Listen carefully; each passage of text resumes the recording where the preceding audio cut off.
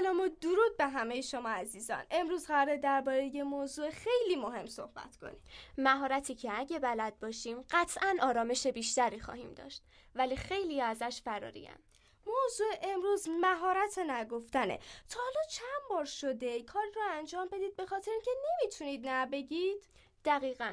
بعضیا فکر میکنن اگه نه بگن یعنی آدم بی‌ادبی هستن، ولی اینجوری نیست. نگفتن خودش یه نوع مهارته. مثلا وقتی کسی ازت درخواستی داره میتونی بگی نه الان نمیتونم، ولی هفته بعد شاید بتونم کمکت کنم. یا اگه خیلی درخواست کرد میتونی بگی میدونم این برات خیلی مهمه، ولی من الان شرایطشو ندارم. یه روش دیگه، نه گفتن قاطعانه با پیشنهاد جایگزین. مثلا میتونی بگی نه الان برام مقدور نیست، ولی یه روش بهتر میتونی پیدا کنی.